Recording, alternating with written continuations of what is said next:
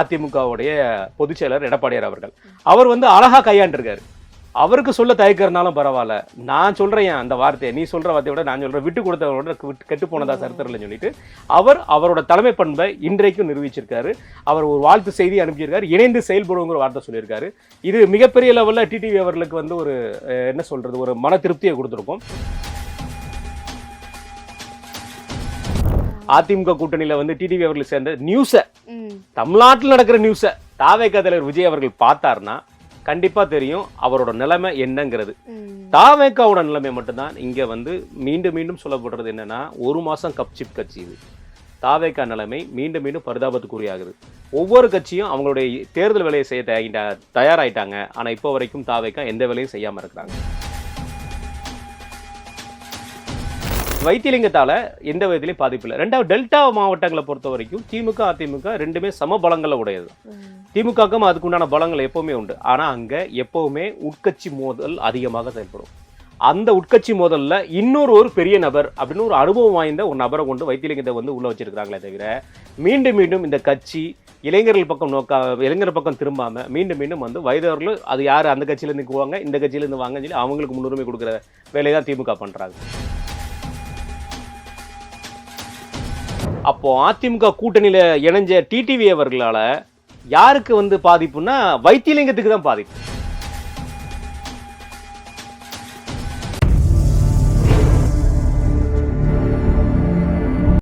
வணக்கம், இது அரசியல் களம். நான் உங்கள் ஜோதி. வணக்கம் சார். வணக்கம். இன்னைக்கு திமுக அதிமுக இரு கூட்டணியிலுமே வந்துட்டு ஒரு அதிரடி மாற்றம் ஏற்பட்டிருக்கு. இந்த மாற்றம் எந்த கட்சிக்கு சாதகமா அமையும், எந்த கட்சிக்கு பாதகமா அமையும்? இல்லை, முதல்ல வந்துட்டு 2 கட்சி கூட்டணிக்கும் வந்து சாதகமான சூழ்நிலை அப்படிங்கிற மாதிரி பார்த்தீங்கன்னா இன்னைக்கு பொறுத்த வரைக்கும் என்டிஏ கூட்டணி தான்.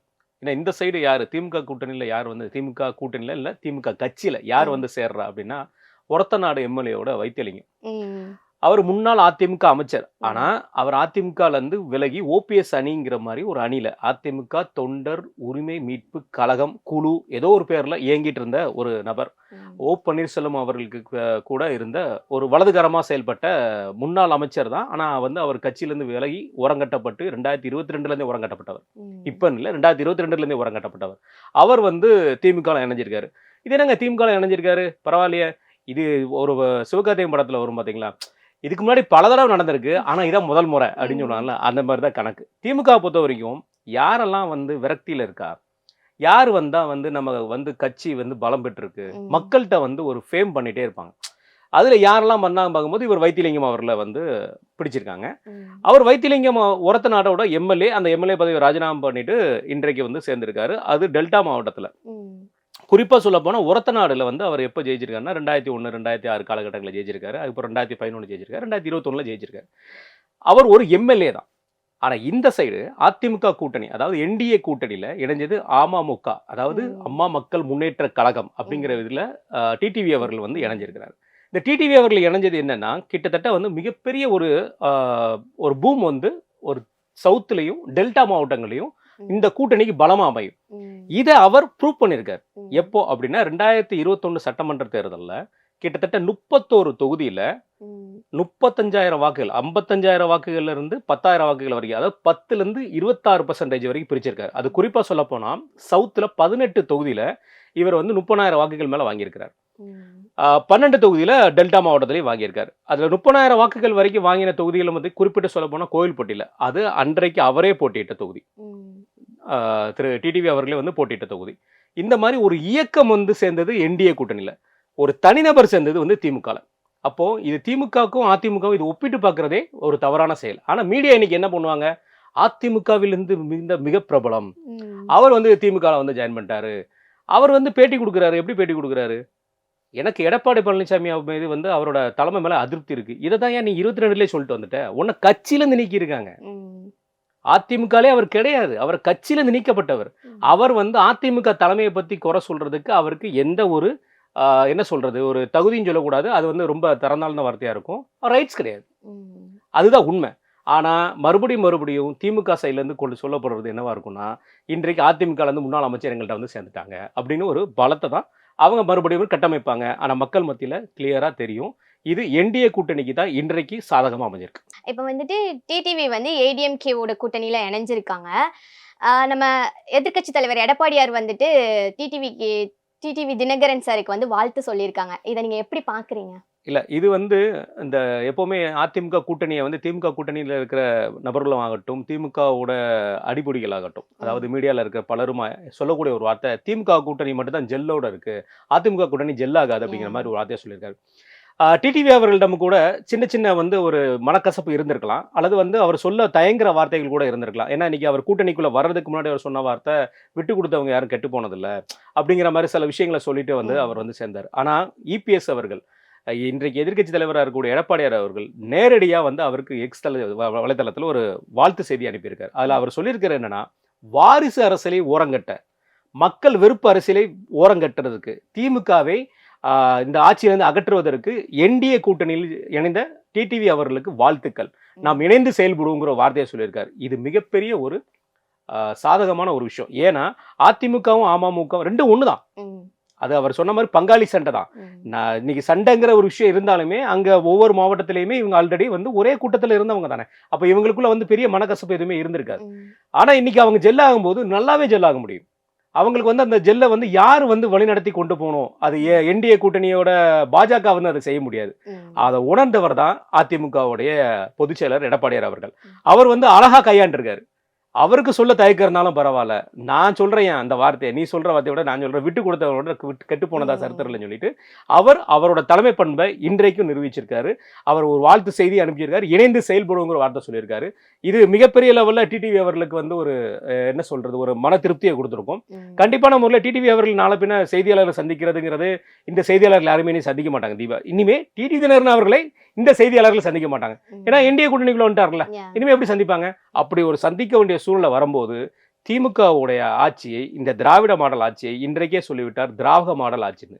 இன்னும் ஒரு பேச்சாளராக, அதாவது வந்து எதிர்த்து பேசுவதற்கு, இந்த ஆட்சியை எதிர்த்து பேசுவதற்கு மற்றொரு நபர் என்டிஏ கூட்டணியில் இணைந்ததற்கு எடப்பாடியார் அவர்கள் வாழ்த்து செய்தி அனுப்பினதும் மிகப்பெரிய லெவலில் ஒற்றுமையா இருக்க வாய்ப்புகள் இருக்கு. அதே மாதிரி சார், டிடிவி ஏடிஎம்கே இந்த ரெண்டு பேரோட கூட்டணி இன்னைக்கு தொண்டர்கள் மத்தியில எந்த மாதிரியான ஒரு எதிர்பார்ப்பை ஏற்படுத்தி இருக்கும்? இல்ல கண்டிப்பா இதான் நான் சொன்னேன் உங்கள்ட்ட. அவங்க எப்பவுமே சொல்ல போனா அதிமுகல இருந்து பிரிஞ்சவங்க தான் நம்மளுடைய அமமுக.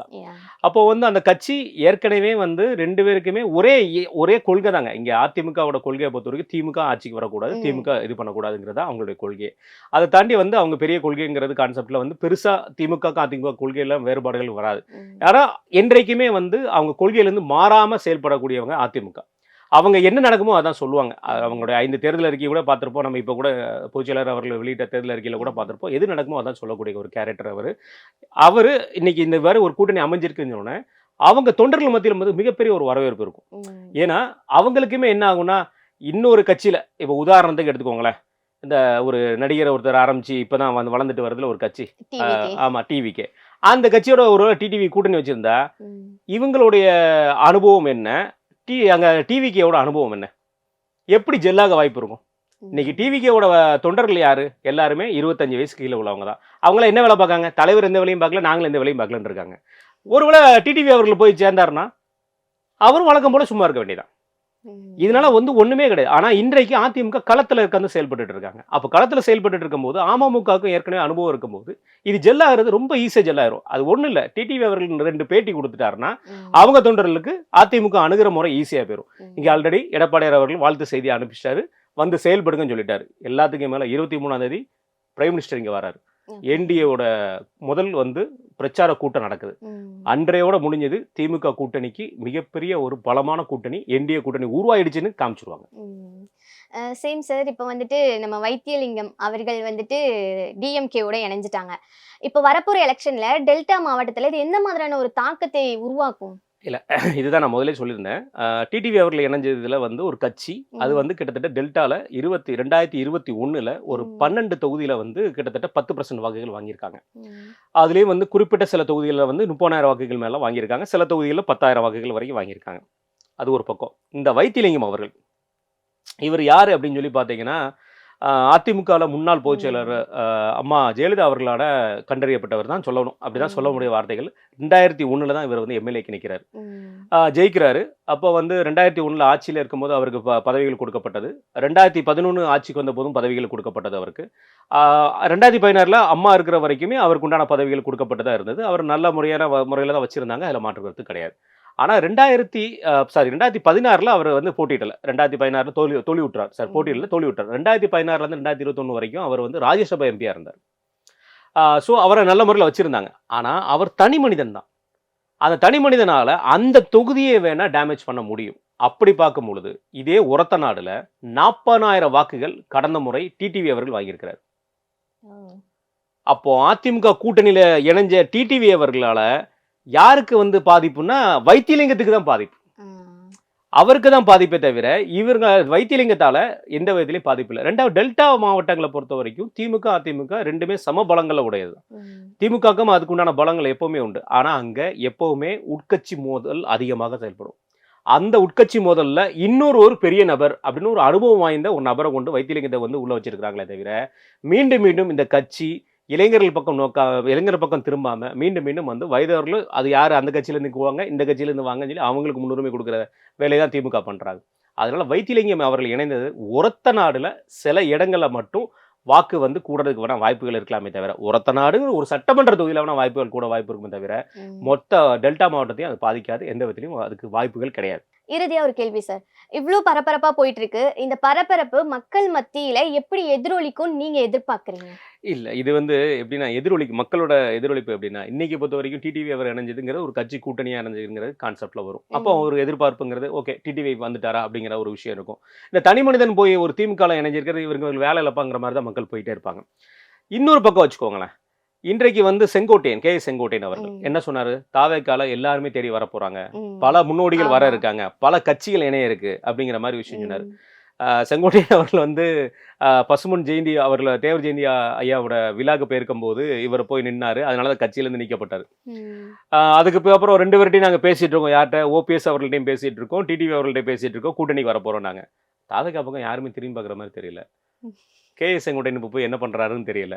இது தாவேக்கா மத்தியிலையும் தாவேக்கா தொண்டர்கள் மத்தியிலும் குறிப்பா சொல்ல போனா தாவேக்கா தலைவர் விஜய் அவர்கள் இந்த செய்தியெல்லாம் பார்த்தாருன்னா, அதாவது திமுக கூட்டணியில திமுக கட்சியில வைத்தியலிங்கம் சேர்ந்ததையும் அதிமுக கூட்டணியில வந்து டிடிவி அவர்கள் சேர்ந்த நியூஸ தமிழ்நாட்டில் நடக்கிற நியூஸ தாவேக்கா தலைவர் விஜய் அவர்கள் பார்த்தாருன்னா கண்டிப்பா தெரியும் அவரோட நிலைமை என்னங்கிறது.